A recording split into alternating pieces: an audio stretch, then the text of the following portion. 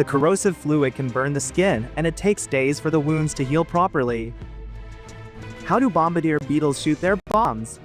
When they're attacked, they mix several chemicals stored inside their bodies, triggering a powerful explosion almost instantly. The reaction reaches about 100 degrees Celsius. 4 months ago, I set up a simple terrarium for them, and they've been thriving in it. Bombardier beetles don't go attacking people on their own. I really enjoy keeping these feisty little creatures.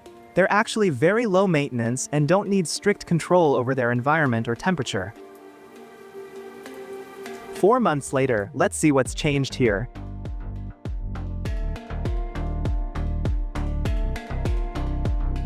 Surprisingly, besides the bombardier beetles, there are many unexpected guests in this terrarium.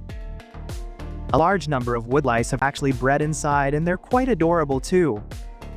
Honestly, I didn't introduce these bugs into the system. They probably hatched from eggs in the soil I collected from outside and then thrived here. What's interesting is that they get along just fine with the bombardier beetles.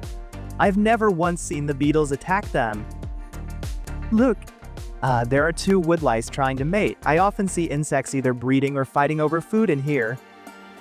Both species live quite long, are very active, and are great for keeping. How to feed bombardier beetle.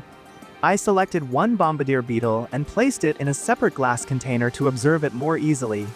I then introduced a mealworm into the container to see if it would eat it. After some time, I noticed that the beetle showed no interest in preying on the mealworm. So why is that? Well, in the wild, bombardier beetles typically hunt prey like earthworms and snails. They only actively consume mealworms if the worms are cut into pieces. That's why many other insects can be safely kept. I introduced a mealworm into the container to see if it would eat it. After some time, I noticed that the beetle showed no interest in preying on the mealworm. So why is that? Well, in the wild, bombardier beetles typically hunt prey like earthworms and snails. They only actively consume mealworms if the worms are cut into pieces. That's why many other insects can be safely kept together with bombardier beetles, as long as they're intact and uninjured. That said, if the beetles become extremely hungry, they might go after bugs they'd normally ignore. How many bombs can a bombardier beetle spray at once? Wow, this bombardier beetle started pooping as soon as I put it in. Anyway, to get a better look at how its bomb works, I'm switching to a black background. Time for the test.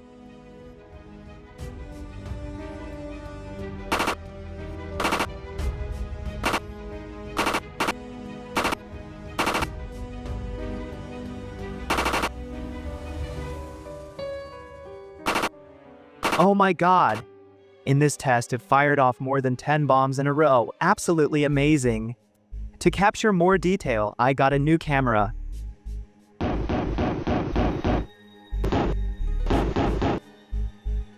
Now let's see it all in 120 frames per second slow motion.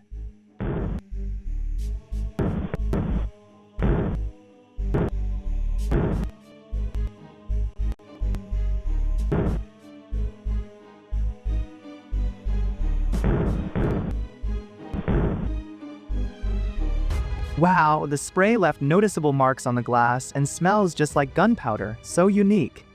These substances have a peculiar smell and evaporate extremely quickly. In fact, after just a short while, only faint yellow stains remain. They barely even leave a mark on paper. Okay, it's time to introduce the roach to the bombardier beetle. We all know how incredibly tough roaches are. As pests, they're notoriously hard to get rid of. So what will happen when the bombardier beetle meets the roach?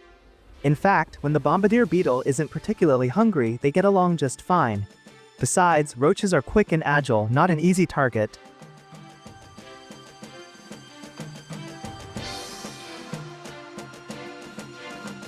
So, if both the roach and the bombardier beetle are restrained, and the beetle is made to spray the roach directly, can such a resilient pest survive the attack? Let's find out!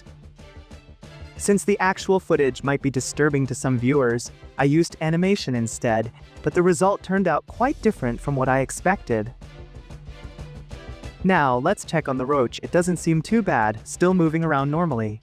Roaches are seriously tough. They might just be the most resilient pests in the world. That said, I didn't let the bombardier beetle keep attacking. I just allowed a few sprays to see what would happen. I bought 100 roaches, but because of the extreme heat, a lot of them didn't make it. Only this many are left. Looking at them up close, they're not as scary as you'd think, they're almost even a little cute. Here's another bombardier beetle, one I've kept as a pet for several months. How will it react when it suddenly runs into this whole group of roaches? Will it get scared?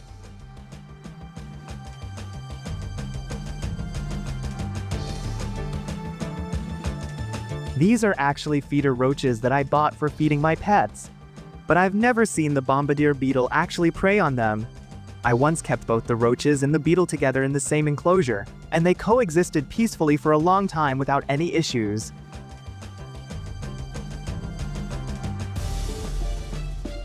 This time though, things seem a little different. Normally, the bombardier beetle would only go after the roaches if they were cut into pieces, but now, faced with a whole group of them, it's showing unusual interest in hunting.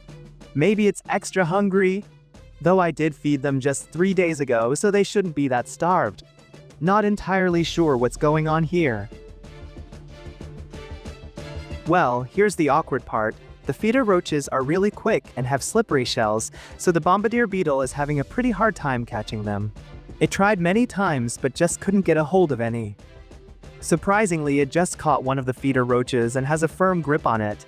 Now it's time for my little pet to enjoy its meal. Even funnier, other roaches are actually trying to steal a bite from their own kind. That's just wild. Alright, things got pretty chaotic and out of control. Time to separate them. I took the bombardier beetle out of the roach group and put it back into the glass container.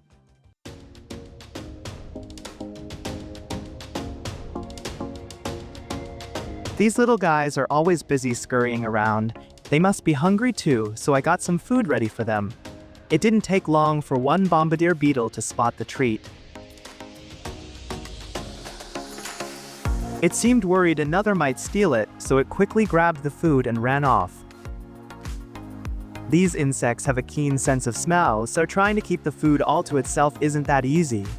Soon enough, other beetles picked up the scent and started scrambling for the leftovers. What's reassuring though is that they don't attack each other, they just squabble a bit over the food. These bombardier beetles have been living in this terrarium for months now, and hardly any have died. They're all in great shape. Wow, a woodlouse also tagged along for a bite. Unfortunately, it's just too tiny and could only nibble on some leftover crumbs.